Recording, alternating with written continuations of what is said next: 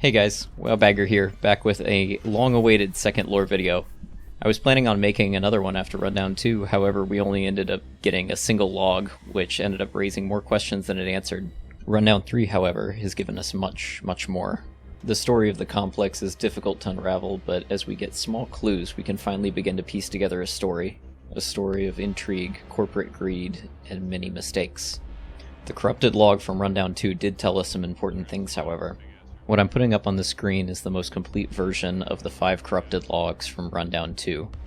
References are made to a mining operation in Chicxulub, as well as a secret enormous underground drilling complex called Garganta. Seem a little familiar? We finally have a name for the complex of GTFO, Garganta, meaning throat in Spanish. So what we can take from this log is that the creation of Garganta was an enormous undertaking, which was expected to take over a year and a half. Santonian Industries, the corporation in charge of Garganta, hired out many different companies to assist with the construction. In return, they paid well and insisted that no questions be asked. Garganta itself was no secret, however the work being performed there and the purpose of the operation itself was. At some point during the construction, when the logs from Rundown 2 were created, there was an accident. What occurred was supposedly a fairly serious incident involving a pump failure. While it doesn't seem like there were many fatalities, if any at all the workers were forced to sign NDAs and the blame was shifted to the Chicxulub mining operation to avoid any public scrutiny of Garganta. Let's take a step back here. All these details seem rather nitty-gritty and realistic, don't they? Well, that's because GTFO is set in our world, at least a future version of it. I think it's time we got into the most interesting information we've learned from Rundown 3. We officially have a timeline for GTFO. Well, at least we have a very good guess. GTFO is most likely set in the not-so-far future, around 2055 to 2060.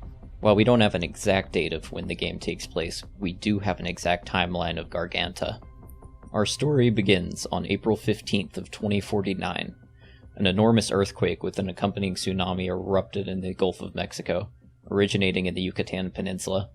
This drew attention to the area around the Mexican city of Chicxulub, especially from Santonian, who had a mining operation just outside the city. On September 5th, 2049, the source of the earthquake was discovered by Santonian Industries deep below the ground. The site was codenamed Deep Reach, and explorations immediately began. A plan for a mining and research site known as Garganta was put in place by Andrew Clinton, who would eventually be the site's director. On August 1st, 2050, initial construction of Garganta began.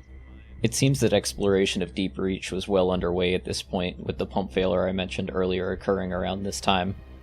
I believe that the pump was similar to the ones that we see around the complex, used for removing infectious gas. Certainly that would be a big problem for the researchers or miners if it did fail. From this point onward, we only have one solid date from the staff of Garganta, which was on September 25th.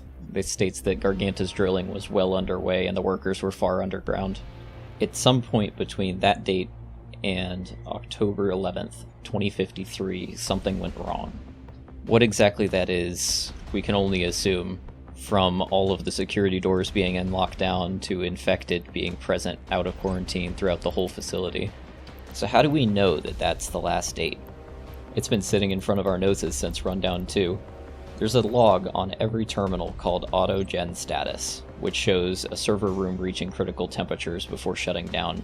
So before at the top of the log, we were able to see a time and a bunch of numbers preceding it. We didn't have any context before, but now that we know that the date is likely 2053, we can infer the rest from there. This log could also tell us why the prisoners are in the complex at all. Very little usable information was actually sent out via the data blast before it failed, since the physical server room was ruined. It could be that physical hard drives from the lab computers could be needed to figure out what was going on at Deep Reach, or what they ended up learning from all their study in Garganta. Things weren't exactly smooth sailing in Garganta even before the enormous infestation erupted. It seems that they had inside information being leaked to a radio station called State of Truth AM. It seems to be the in-universe equivalent of perhaps Coast to Coast. Jansen Davies, an executive of Santonian, hired a security firm called KDS in order to maintain security of their internal operations and shut down State of Truth. We don't know if they were successful or not, but in R3A1 there is an audio recording of an entire State of Truth broadcast so I can infer that at least some information got out before they were able to contain it. There's also another company that's mentioned, known as Dreyfus Industries. They seem to be a giant megacorp with their fingers in basically every industry out there. The direct link between Dreyfus and Garganta is that they're the manufacturers of the neonatal HSU, which puts them very deep in the research being performed here. I have another theory as well. It doesn't make sense that State of Truth would be worried about Dreyfus if they weren't more directly connected. An HSU is one thing, but I believe that they could also be the parent company of Santonian Industries, the ones responsible for all of this. Moving on to something different that I've been meaning to cover, but we still don't have a lot of knowledge about, is the actual player characters themselves. I think that all the characters were once workers at Santonian before they were taken prisoner by the Warden. If you weren't aware, they do have names. They're Dauda, the original character and narrator of the GTFO trailer, a Nigerian man who's barely holding his sanity together. Woods, a religious American. Hackett, a sarcastic Irishman. And Bishop, who's a pragmatic Britishman. At least two of these characters have pretty strong direct ties to Santonian. Hackett is literally wearing their logo right on his chest. With Bishop, we have to look a little deeper. If you didn't know, there is in fact a Santonian Industries website, in real life. I'll leave the link in the description. And if we take a peek into the source code of the website, we can see that the credit for the programming goes to one F. Bishop. This could just be an Easter egg, but seeing as it's a supposed in-universe website, I think that that's a pretty clear sign that Bishop was once a programmer working for Santonian. Before we move on to the last topic of this video, I just want to touch briefly on the Warden. In short, they remain a complete mystery. We've learned nothing new about them that I could find. Whether it's a him, an it, a they, a collection of people, AIs, we know nothing about our enigmatic jailer. Now for the information you all really want to know. What about those darn infected? Since Rundown 1, we've been introduced to several new types, as well as a mechanic for infection levels. I would like to revise my earlier deduction that the infected are people. They aren't. At least not all of them. While humans can become infected through the infectious fog or the caustic substances spewed by pustules on the walls, I don't think that's the main source of the infection in the complex. A parasitic worm infecting just a normal human doesn't explain the enormous titans, the pustules on the walls, or the giant fleshy biomass found on the ceilings of some levels.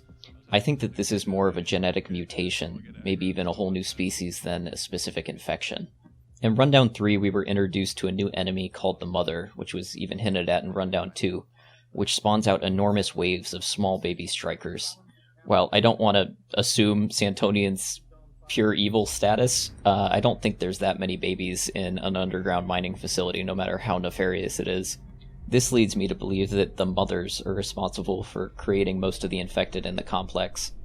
The fact that the infected aren't fully human means that titans growing to such ridiculous sizes is more feasible. They probably have an actual life cycle that we just don't fully understand yet. The biomass and pustules are all just different type of infection, one that is probably closer to the original that was discovered in Deep Reach. The labs of Garganta have many different types of plants, flowers, and, more interestingly, artifacts that were found in the original exploration and mining. While the bushes and flowers seem very mundane, the artifacts are not. Some of them are enormous fleshy blobs with worm-like protrusions coming off. Others are completely ununderstandable, just masses of flesh. As to where the infected came from, I don't know what caused the earthquake in Chicxulub, but as the location for the giant meteor that wiped out the dinosaurs, it's uniquely suited to be home for a type of life that's never been seen before on the surface of the Earth. To back this up, all of the plants, artifacts, and biomass that was recovered in Deep Reach has a large amount of iridium inside of it. What is iridium, you may ask? Well, I'm here to tell you. Iridium is a unique metal that is rarely found on Earth, mostly bound with platinum if it is at all. However, it is quite a common element found in meteorites, or Mass Effect 2 scanning missions, the true horror of space. To sum everything up, since Rundown 1, we've learned that the complex's name is Garganta, and the year is sometime after 2053. There was some internal power struggles within Garganta while it was being built, and probably after it finished, if it ever did. And all of these events were precipitated by an enormous earthquake, which led to the eventual discovery of Deep Reach. Finally, the infected in the complex were most likely created by the genetically engineered mother creature. Whether a failed experiment or a product of the infection, we don't know yet. I want to thank everyone for hanging in there with me. I know it's been a long time between videos, but the devs have made it pretty hard to piece together any information about this world. The outline of this video alone is over 8 pages. I hope everybody's staying safe out there, and remember, sometimes there is light at the end of the tunnel. See you all next time.